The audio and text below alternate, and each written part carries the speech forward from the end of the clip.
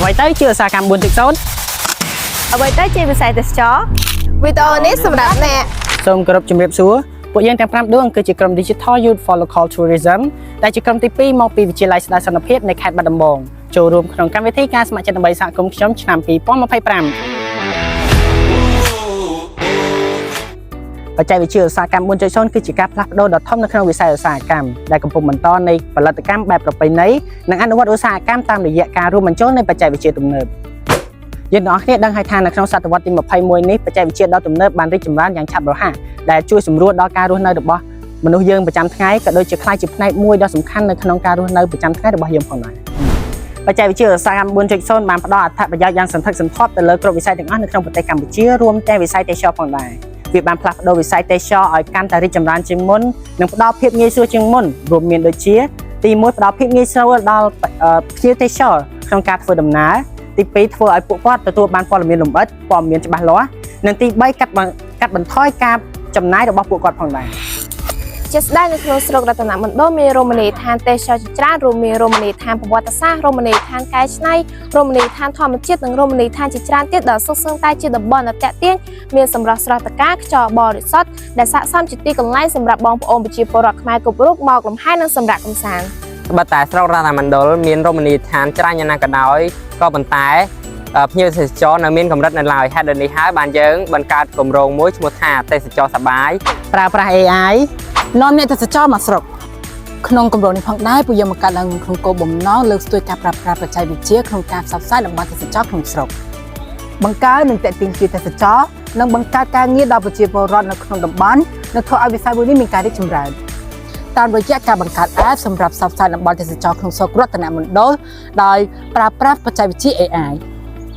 ដើម្បីឲ្យក្រុមរបស់យើងខ្ញុំប្រព្រឹត្តដោយរលូននិងទទួលបានភាពជោគជ័យក្រុមរបស់យើងខ្ញុំក៏បានរៀបចំសកម្មភាពគោលចំនួន3ធំក្នុងនោះរួមមានសកម្មភាពគោលទី1ស្ដីពីការជួបនិងស្នើសុំលោកអភិបាលនៃគណៈអភិបាលស្រុកដើម្បីចុះអនុវត្តនិងផ្សព្វផ្សាយពីគម្រោងទៅកាន់សិស្សានុសិស្សប្រជាពលរដ្ឋនិងអាជីវករទាំងអស់ដែលនៅក្នុងសហគមន៍ក្នុងនោះផងដែរពួកយើងបានចុះផ្សព្វផ្សាយអំពី3ចំណុចរួមមានទី1ណែនាំអំពីកម្មវិធីសិស្សខុសទៅកាន់លោកអភិបាលស្រុកទី2បង្ហាញកម្មវិធីណែនាំពីគម្រោងនិងរបៀបប្រើប្រាស់កម្មវិធីទៅកាន់លោកអភិបាលស្រុកនិងទី3សួរសំណួរខ្លះៗនិងស្រង់ទិន្នន័យមួយចំនួនពីលោកអភិបាលស្រុកសកម្មភាពគោលទី2ស្ដីពីការចុះផ្សព្វផ្សាយអំពីកម្មវិធីការស្ម័គ្រចិត្តដើម្បីសហគមន៍ខ្ញុំទៅកាន់សាលាគោលដៅដើម្បីជាចំណេះដឹងថ្មីនិងផ្សព្វផ្សាយអំពីគម្រោងរបស់ពួកយើងទៅកាន់សិស្សានុសិស្សនៃវិទ្យាល័យស្ដារសន្តិភាពកាលពីថ្ងៃទី11ខែមិថុនាឆ្នាំ2025ដែលមានអ្នកចូលរួមប្រមាណ 1200 នាក់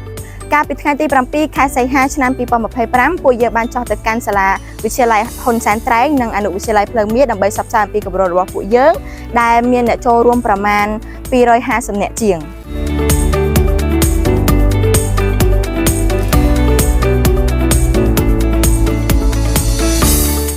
នឹងកាលពីថ្ងៃទី8ខែសីហាឆ្នាំ2025ពួកយើងបានចុះទៅកាន់វិទ្យាល័យមេតាករណាដែលមានអ្នកចូលរួមប្រមាណ183នាក់នឹងកាលពីថ្ងៃទី9ខែសីហាឆ្នាំ2025ពួកយើងបានចុះផ្សព្វផ្សាយពីគម្រោងរបស់ពួកយើងទៅកាន់អនុវិទ្យាល័យព្រៃអំពរនិងអនុវិទ្យាល័យរតនមណ្ឌលដែលមានអ្នកចូលរួមប្រមាណ150នាក់សកម្មភាពគោលទី3ស្ដីពីការចុះផ្សព្វផ្សាយអំពីគម្រោងទៅដល់សហគមន៍និងប្រជាពលរដ្ឋក្នុងសហគមន៍ដែលមាន3ចំណុចសំខាន់គឺចំណុចទី1គឺចុះស្រង់ទិន្នន័យពីប្រជាពលរដ្ឋនៅក្នុងស្រុករតនមណ្ឌលចំណុចទី2ចុះប្រាប់ពីការអនុវត្តគម្រោងនៅក្នុងសហគមន៍ចំណុចទី3គឺបានបង្រៀនពីរបៀបប្រើប្រាស់ app ទៅកាន់ប្រជាពលរដ្ឋនិងអាជ្ញាធរនៅក្នុងសហគមន៍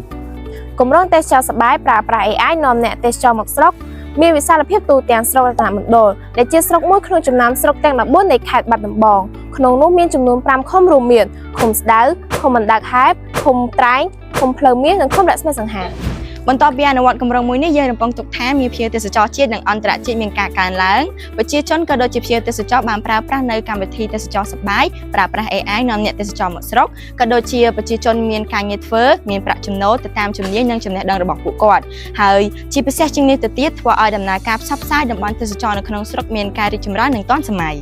ជាចុងក្រោយក្រុមយើងខ្ញុំសូមសំណូមពរទៅដល់សាធារណជនទាំងអស់មេត្តាចូលរួមគាំទ្រដោយប្រើប្រាស់កម្មវិធីរបស់ពួកយើងដើម្បីឲ្យការផ្សព្វផ្សាយតំបន់ទេសចរនៅក្នុងស្រុកមានការរីកចម្រើន ទេសចរដើម្បីទាំងអស់គ្នា ទាំងអស់គ្នាដើម្បីទេសចរ ទេសចរលីដុល្លារក្នុងសន្តិភាព បុគ្គលម្នាក់ជាអ្នកផ្សព្វផ្សាយតំបន់ទេសចរកម្ពុជាម្នាក់ ចូលរួមជាមួយពួកយើងទាំងអស់គ្នា សូមអរគុណ